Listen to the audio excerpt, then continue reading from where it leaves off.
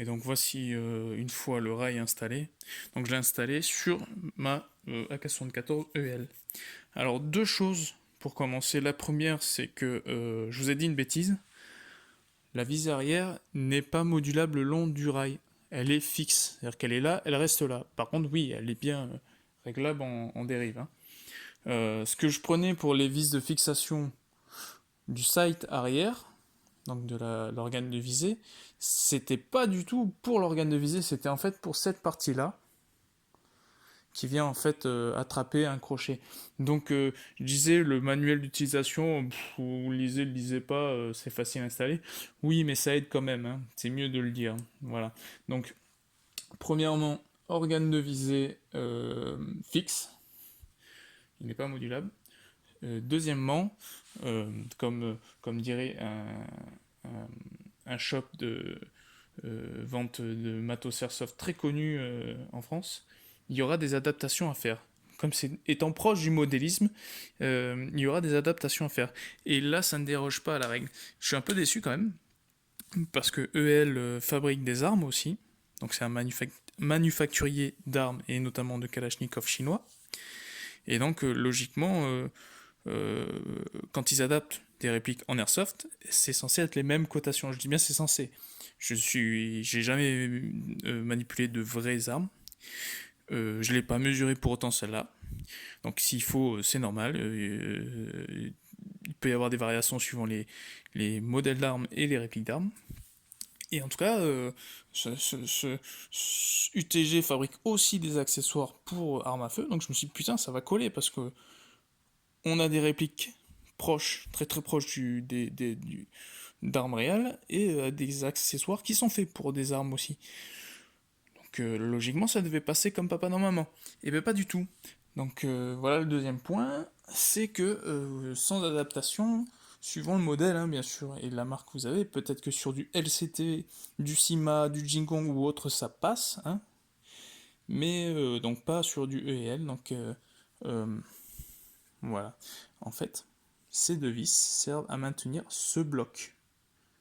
Donc c'est ce bloc qui se déplace sur pas grand chose, hein. Il va venir s'arrêter sûrement au cul du top cover. Mais vous pouvez le déplacer pour le moduler. En fait, vous le modulez pour venir, je vais vous montrer, attraper ce crochet. Donc ce crochet, vous l'installez sur votre crosse. Donc, vous virez l'ancienne vis, vous vissez avec celle fournie dans le kit. Donc celle qui est fournie dans le kit, c'est pour des crosses en bois. Moi, comme j'avais un tube de crosse, hein, il a fallu que je change de vis, que le filetage entre le bois et le métal n'est pas le même. Malheureusement, celle qui fournissait avec est trop courte. En plus, celle qui était fournie avec le tube de crosse, pardon, était trop courte, donc j'ai trouvé une autre vis pour la remplacer. Le problème, c'était que j'ai pas assez de débattement, donc je peux pas la reculer suffisamment en arrière pour venir attraper ce crochet. Donc j'ai quand même dû virer une des deux vis. Donc on voit légèrement le jour parce qu'après il y a une partie de, de la structure en aluminium, donc si vous voulez comme ici mais de l'autre côté, qui vient un petit peu cacher le jour au travers du perçage, du trou. Donc c'est une des premières adaptations à faire si vous voulez. Donc il faudra certainement que je lime un peu de matière pour pouvoir réutiliser cette vis, ou alors que j'adapte une nouvelle patte, enfin une nouvelle, cet élément en aluminium, avec deux axes plus resserrés.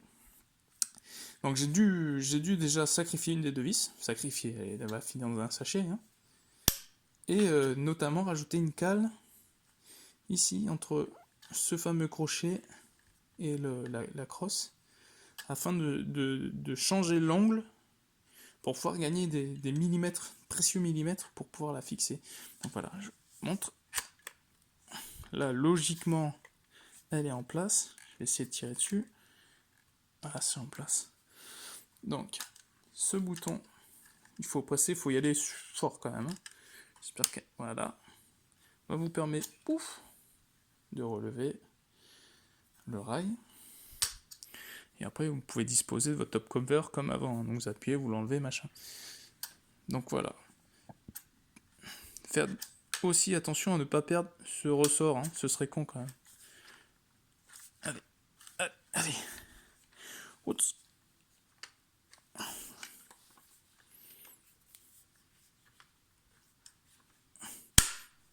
Voilà, la bonne vieille méthode. Donc voilà, je suis quand même satisfait de l'ensemble. Ça permet de rajouter un rail sur une réplique qui disposait pas du... Voilà, comme je n'avais pas le dispositif ici pour pouvoir greffer un rail, ça va quand même m'aider. Voilà, bah écoutez, j'espère que cette vidéo vous aura aidé dans le choix d'un achat éventuel. Je trouve que pour le prix, c'est pas forcément un mauvais achat. Par contre, essayez quand même de vous renseigner avant sur la compatibilité des modèles. Moi, j'ai une réplique LCT. Malheureusement, je suis pas sûr. Il faudra peut-être que je réinstalle son ancienne crosse. Et je ne suis pas sûr que elle soit adaptable dessus non plus. Ni sur ma RPK, parce que logiquement, les RPK, le système de fixation de la crosse en bois n'est pas du tout le même. Donc j'espère que ça tiendra. À mon avis, ça tiendra quand même. Ça a l'air d'être du solide, malgré que ça soit un aluminium qui, je pense qu'il va s'effriter relativement vite. Enfin bref. J'espère quand même que cette vidéo aidera ceux qui sont dans le doute. Voilà. Sur ce, bonne journée. Profitez du soleil. Au revoir.